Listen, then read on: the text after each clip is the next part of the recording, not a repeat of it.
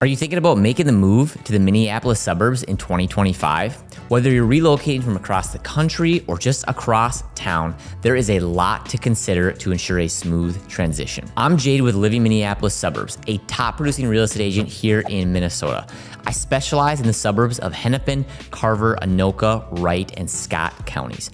My team is currently ranked number 3 in the state with over 2,000 homes sold and more than 900 million in total volume. Today, we're diving deep into everything you need to know to make your move as seamless as possible. And make sure to stick around as I will reveal some of the suburbs that I am seeing the most bang for your buck right now in today's market. Let's get started. First up, let's talk about the job market. If you are considering employment opportunities in the Minneapolis suburbs, they are also diverse and growing. Major employers include companies in the healthcare, technology, and manufacturing sectors. Suburbs like Bloomington, Eden Prairie, and Richfield host several corporate headquarters like Cargill, Best Buy, and United Health Group, providing ample job opportunities for all types of workers, both entry-level positions, mid-level managers, and C-suite executives. Additionally, the rise of remote work has actually made living in the suburbs even more appealing, offering a perfect blend of work-life balance for those who want access to medium and large employers, but don't want to have to be in the office every day and battle traffic and parking. There was actually over 11 Minneapolis suburbs companies named to the Forbes list of top large employers for 2025, confirming this strong job market here in Minnesota, and we only expect this to continue to rise. I get a lot of questions when people are thinking about making a move, whether they're relocating from across the country or just relocating from across town, is the cost of living. The cost of living in the Minneapolis suburbs is relatively moderate compared to other metropolitan areas across the nation. While housing is a significant factor, other expenses like groceries, transportation, and healthcare are on par with national averages and even lower than other major cities.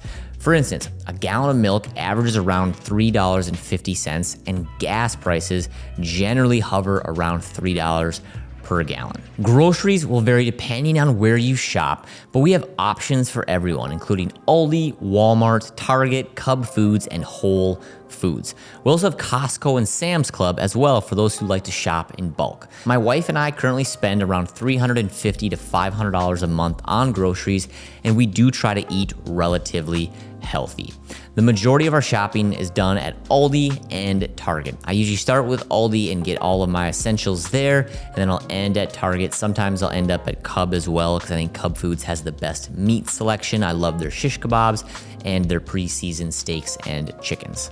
Utility costs will vary as well depending on the size of your home and how much AC and the furnace you run. But an average electrical bill will be about $150 per month.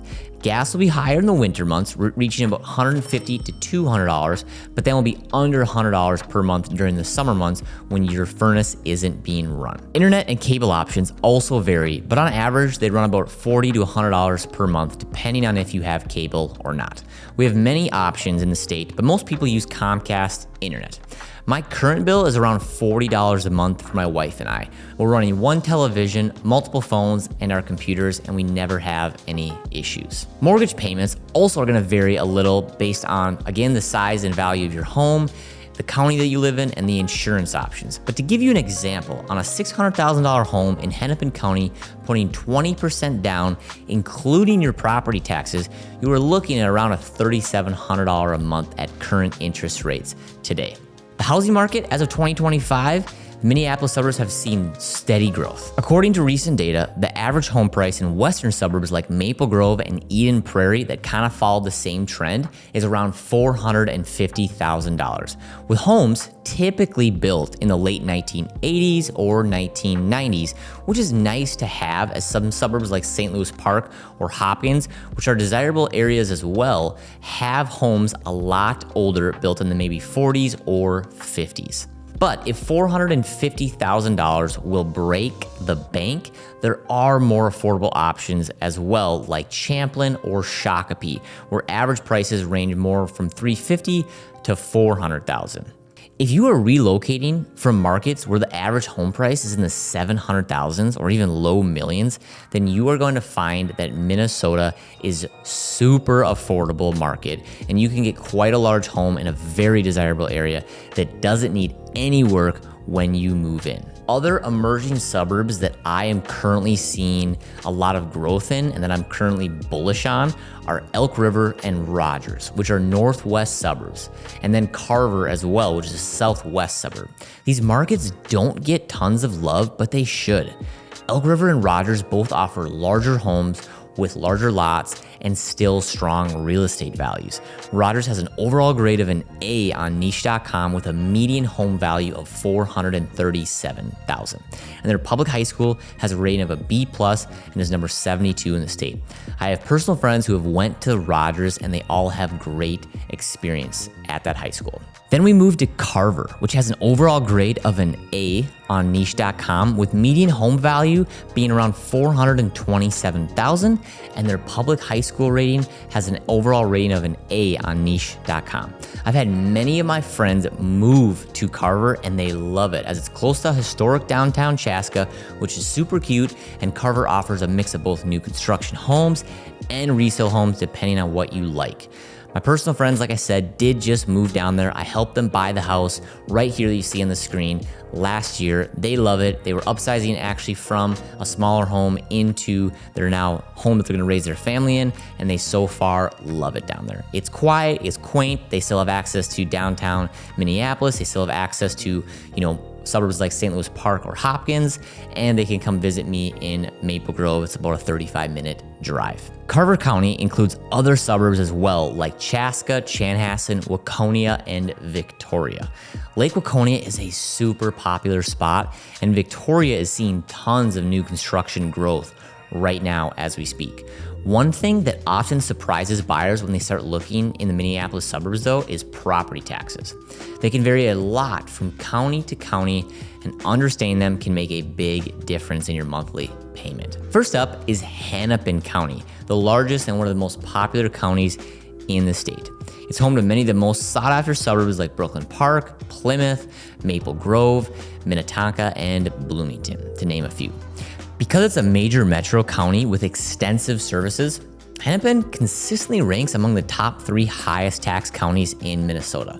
So while you get great schools, parks, and amenities, you'll want to factor those higher property taxes into your budget. The current tax rate is 1.16% of the tax assessed value of your home. Next is Scott County, which includes growing suburbs like Shakopee, Prior Lake, and Jordan. Scott County also tends to have some of the highest property taxes in the state, similar to Hennepin. These communities offer a lot of new construction and well-kept neighborhoods, but the higher tax rate can surprise buyers coming from other parts of the state or relocating from other states. The current tax rate is 1.06% of the tax assessed value. But if you're leaning toward more of the northern suburbs like Anoka, Blaine, or Coon Rapids, here's some good news. These areas are located in Anoka County, which ranks around the 8th highest in property tax rates statewide, meaning property taxes are generally more affordable compared to Hennepin or Scott. And that can make a real difference in keeping your monthly mortgage payment lower, especially for first-time buyers or those who want to maximize their budget. The current tax rate is 0.96% of tax assessed value. And finally, there's Carver County, covering communities like Chaska, Victoria, Waconia. Carver is one of the fastest growing counties in the metro, but it also comes with higher tax rates, often comparable to Hennepin and Scott County, and even a little higher. Buyers are drawn here for newer homes, top-rated schools, and a mix of suburban and rural charm, but it's important to know that those benefits are going to come with higher ongoing costs. The current tax rate of Carver County is 1.2% of tax assessed value. Bottom line, when you're comparing suburbs in the Minneapolis area, do not just look at the home price. Make sure that you factor in county property taxes into your monthly budget, because they can vary by hundreds of dollars a month on similarly priced homes depending on where you buy, and knowing this upfront helps you plan better and avoid being surprised later. And I do help my clients with this all the time to make sure that their expectations are met and there are no surprises. We literally actually just helped a family move across the country from the LA suburbs to the Minneapolis suburbs to find a more balanced and less busy pace of life. They were able to get a beautiful home on 6 acres. Yes, 6 acres in Chanhassen under contract for just over $1 million. Perfectly turnkey home in a great neighborhood in a top-rated school district. They were pumped and honestly super shocked at how affordable this home felt here compared to the spots they were looking and living in the LA suburbs. They were shocked by the space they got compared to the LA suburbs and just the largeness of the home. We're excited for them and I can't wait for them to move in. And honestly, this is why I love my job and love where I live, building community and new friendships and helping people find that perfect home in the right community for them to thrive. So if you're watching this right now and thinking, man, the Minneapolis suburbs sounds like a great place to live, it's because it is. If you want help figuring out which area best fits your goals, reach out. I'd love to help you find the right home in the right community. Shoot me a text message, drop me an email, or schedule a call at the link below. I'd be honored to be your realtor. My team and I are one of the top teams in the state with over 500 homes sold annually. So yeah, we do kind of know what we're doing. But if you're not ready to reach out, but want to stay in the loop on what's happening in the suburbs, make sure to check out my bi-weekly newsletter. It's called the BURBS Report. We cover everything from new developments, restaurant recommendations, real estate, hidden gems in the suburbs, and just kind of everything in between. The link to get access to that will be down below in the description. Lastly, I only ask one thing. If you could drop a like and hit that subscribe button, I would really appreciate it, as we really want to continue to grow the channel and dive more and more into what makes the Minneapolis suburbs the best place to live. If you're worried about being bored in the Minneapolis suburbs or just in Minnesota in general, please do not be.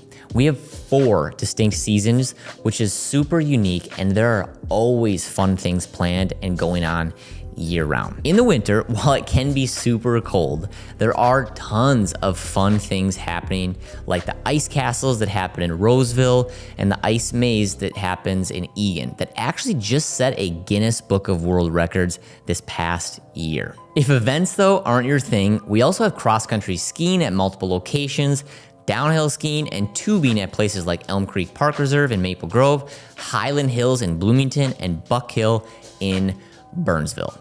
If you love hockey, Minnesota's a state of hockey too, and has tons of outdoor free rinks to skate on or play hockey, which again is just super unique to our state. If winter isn't your thing and you're like, hey, I don't want to get out in the winter, that's totally fine. In the summer, most events will revolve around getting outside on the lakes, as we are the land of 10,000 lakes.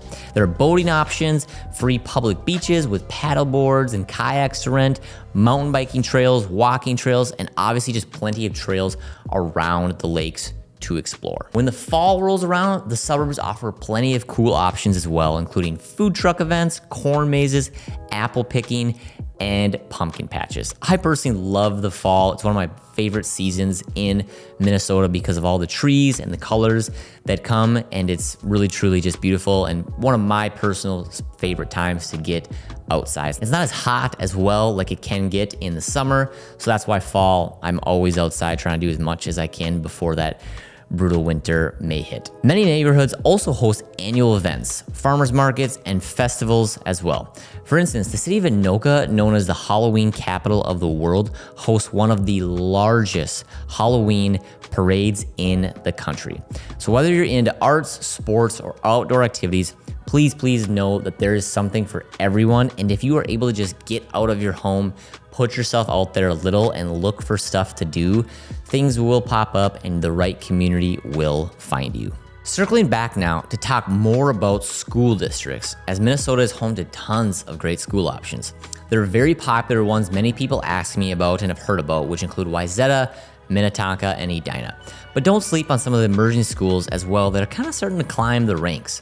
Eden Prairie is an example. It actually ranks number 2 on niche.com's list of best public high schools in the state, above both Minnetonka and Edina. Mounds High School in the northeast suburbs also ranks very high and is number 9 on the list. Many of my friends who live over there are planning on sending their kids to Mounds View High School if they choose to go the public school route, and they love it over there. It's always a very popular school if you're in the northeast suburbs, and again, you just can't go wrong with it. Lakeville South is also a highly ranked school and popular if you're looking more in the South Metro. They're number 13 on niche.com's list, and Lakeville South also usually has a pretty decent hockey and athletic program. So if you're into sports and wanting your kids to be involved in hockey, Lakeville South is always a very strong hockey team. Some other schools that I see becoming more and more popular as people are talking more about them is Chanhassen and Maple Grove. Chanhassen is currently ranked number 17, and Maple Grove is ranked number 16 on niche.com's top list of schools in the state. Both of these schools have strong athletic programs as well, with both schools making it to state in the state finals for different sports the last few years. So athletics there is also something that's super highly prioritized, and if you're a family that has kids that want to be involved, can't go wrong again with Chanhassen and Maple Grove. If you're looking though more for private school options, the suburbs have you covered there as well. The International School of Minnesota, located in Eden Prairie, is currently the #1 ranked private high school in Minnesota right now on niche.com's list. Followed by Blake High School in Hopkins, which is ranked number 8, and then St. Thomas Academy in Mendota Heights, ranked number 10th. And finally, Benilde St. Margaret's, which is ranked number 17 and in St. Louis Park, just to name a few of the options. I would highly recommend though doing your own research on niche.com and greatschools.org.